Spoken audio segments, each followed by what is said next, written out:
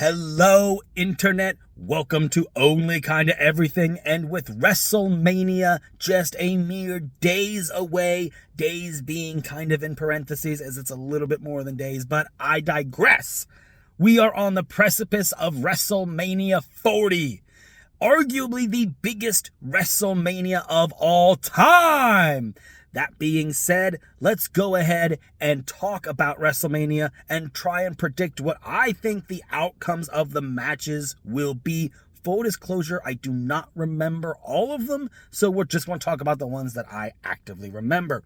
And we're going to start off with potentially one of my secret favorites. It's going to be Bayley challenging Io Sky. Now, I think it's an interesting part of the story. And I do think it's part of the story because I don't think there's malicious intent behind the fact that WWE has left Bayley off of everything in terms of promotions and promotional material for WrestleMania this year. Bayley has been an amazing, constant, solid deliverer basically since she came up with the role model gimmick a couple years ago, back in 2020, with Sasha Banks. And I think it's time that everybody gives Bayley her flowers. I think this face turn is a long time coming. And I'll be honest with you, I would be absolutely surprised if Bayley does not walk out of WrestleMania 40 holding that belt. By hook or by crook, because I think that'll be a nice caveat to this character. She's been the bad guy. I think she's willing to do a little bit of dastardly deeds to get the job done. And I think although she's been playing kind of a fool, I think really at the end of the day, Bayley is going to get that win. She's going to get that title that she deserves. The next match we're going to talk about is not officially announced, but I do think we are going to get that women's six-woman tag match between Bianca Belair, Jade Cargill, and Naomi taking on the other members of Damage Control. Now, I think the interesting thing about that specific match is Jade Cargill herself, not just in that it's going to be her first match, but in this idea that Jade is definitely being presented more as a heel than a face. So, well, at least by that the promo video on SmackDown. So, it'll be an interesting kind of viewpoint if, on one hand, Jade Cargill could turn mid-match and not necessarily help Damage Control win, but most definitely walk out on her allies, which will give us what I consider to be Jade Cargill's first actual singles opponent in Bianca Belair. But in the same breath, do you really want... And I know WWE isn't necessarily a wins and losses company. They a little more are now that Triple H is running things, but they still really kind of on that fence. Do you want her first match in WWE to technically end with her team taking the loss, her not coming out victorious? Man, that's hard to tell, but I do think I could see Damage Control taking the loss here, if only because it furthers Bayley's win that we already talked about. Next, we have the tag team turmoil ladder match thing. I know not all the teams are officially announced yet, but I'm already going to go out on a limb and say I don't think Judgment Day is retaining here. I could see this as a nice way to get the belt onto DIY. Triple H is high on those boys, and he's been high on them since NXT. I think they're finally getting over. I think this ladder match will be a great way to get the belts off of Judgment Day and put them on DIY.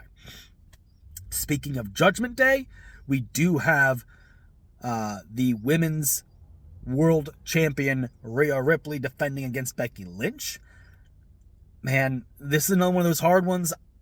I really want Rhea Ripley to win. If for no other reason than this is like her first actual challenge as a champion, and it's Becky Lynch, who doesn't necessarily need to hold that belt, but it's been a long time since she's held that belt.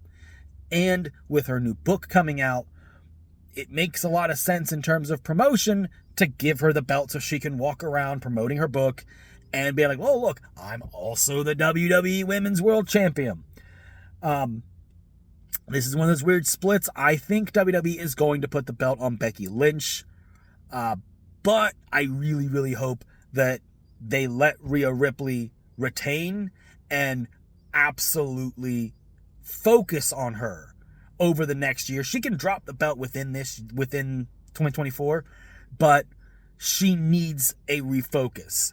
I think the biggest problem that I have had with Rhea Ripley's title run is that it's mostly been Judgment Day business. She's a dominant champion. I don't take that from her 1 second, but most of her title reign has been Rhea Ripley doing Judgment Day stuff, and then an occasional challenger comes up and they just get wiped. Speaking of getting wiped, we have the Intercontinental Championship. The Ring General Gunther defending his Intercontinental Championship against the underground underdog Sami Zayn. I completely said that nickname wrong, but I digress. I know a lot of people really was hoping Chad Gable to be in this position.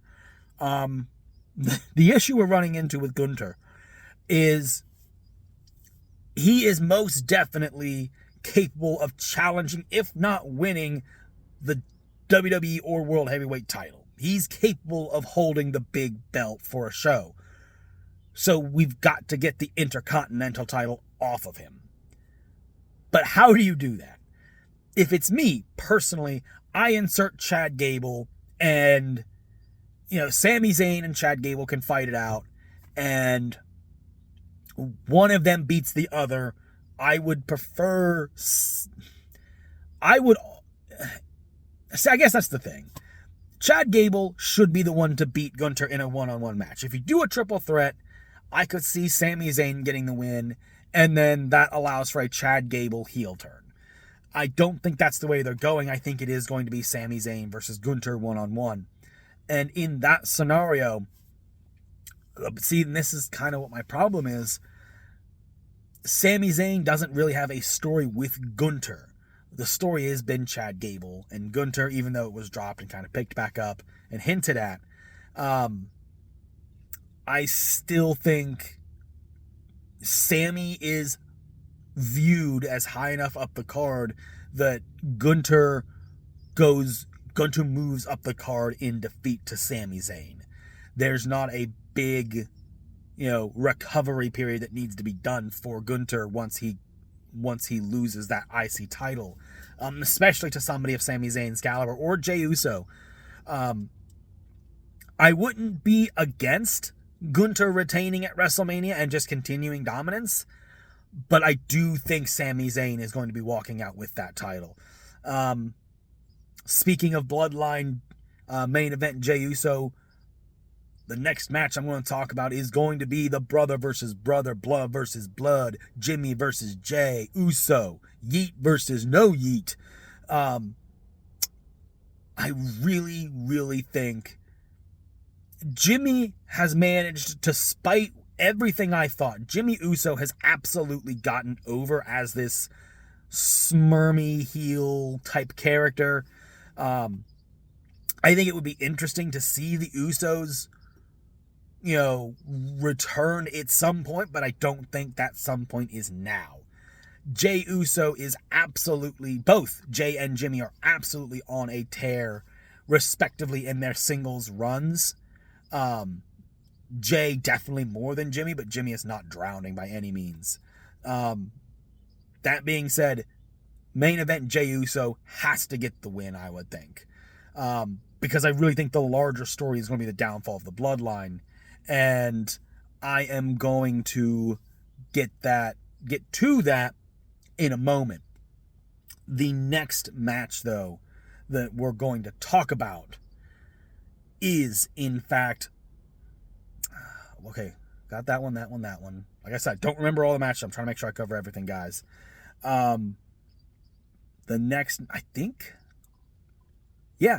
next match, still unconfirmed, is going to be what Rey Mysterio and Dominic Mysterio are doing. I actually kind of hope, it looks like we might do like a tag match in that aspect.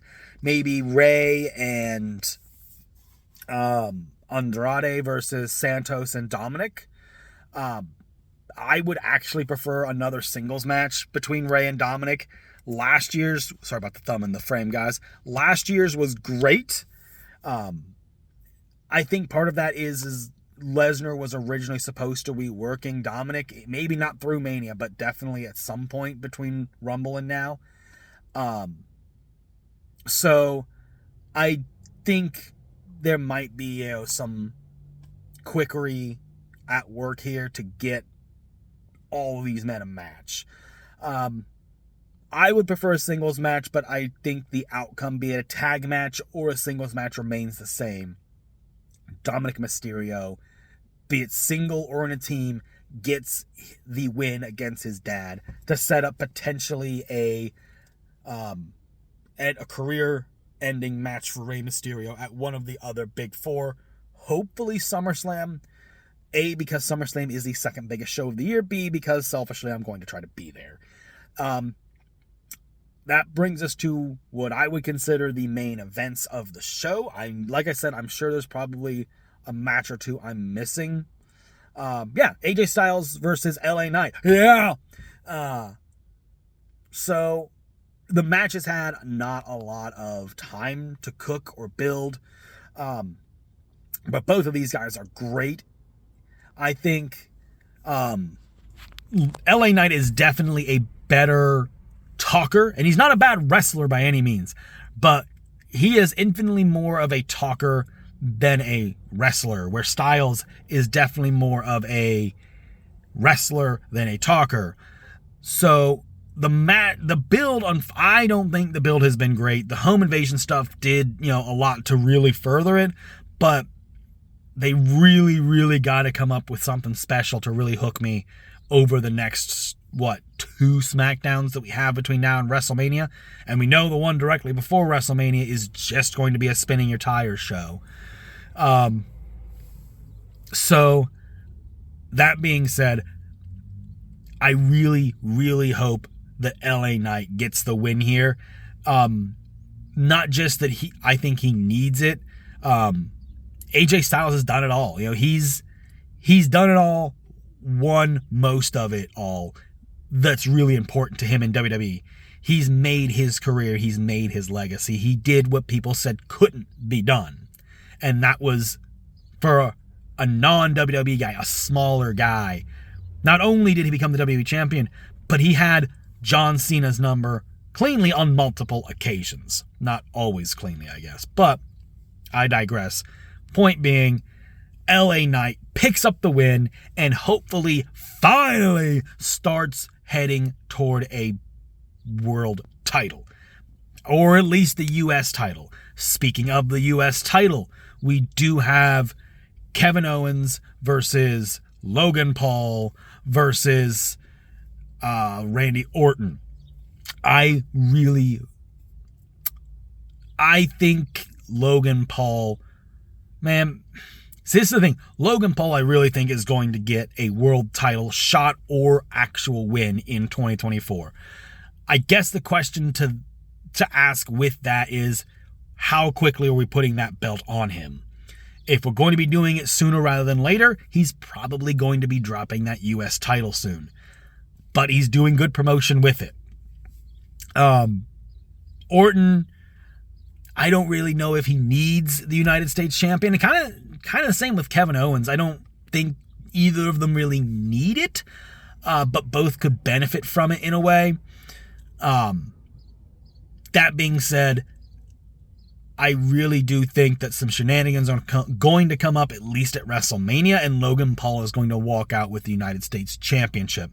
I think he'll lose it probably at Backlash or something to that effect in a singles match with one of them, or maybe another triple threat. Which leads us to what I believe to be the actual main events. Now, I think I've covered everything that I can remember. Night one main event we know is going to be the Bloodline, The Rock and Roman Reigns going against our world champions, Seth Rollins and Cody Rhodes. Now, this is going to go one of two ways. I personally think it would be far more interesting if The Rock and Roman win on night one. And then that allows us to move on to night two, where I think Rollins is going to lose the world title to Drew McIntyre. And then that puts even further doubt in the does Cody Rhodes beat Roman Reigns camp. Now, if I have the Bloodline going over night one, I think the absolute coolest way, in my opinion, for night two to end is with Cody Rhodes getting the belt to finish the story. Now, there's a part of me that does want to see the world burn and Roman to get the 1, 2, 3 and the ones go to the sky and the world burns is like, oh, Cody's being buried again. I don't think that's going to happen, although if it does, I did say it here.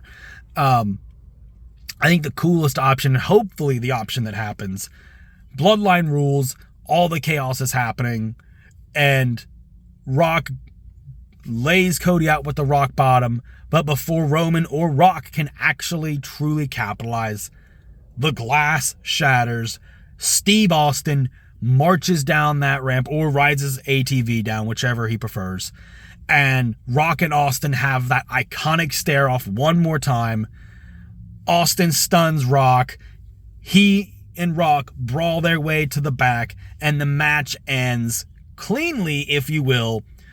Roman goes for a spear or a Superman punch, whatever it is. Cody avoids counters and gets the 1, 2, 3, and that is how WrestleMania 40 ends, with a tease of a future Rock-Austin match, which, you know, let's be honest, it wouldn't live up to the standard of what we remember Austin Rock, so I wouldn't put it on WrestleMania. I would put that on, like, SummerSlam or something to that effect. I know Rock is getting ready to go out for a few months, so it will be several months before Rock can be physical again. So, you know, Austin Rock would be a great headliner to a B-level show somewhere down the line, because they're wanting to make these shows big. Maybe even the Saudi one of the Saudi shows coming up, because they love nostalgia.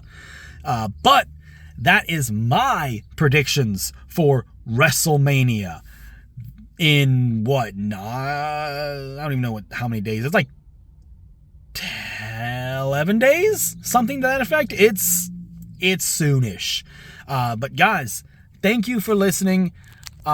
Make sure to like, comment, subscribe. Let me know what you think about my predictions. What are your predictions for who's going to be winning at WrestleMania? And I will see all you guys in the next video. Bye.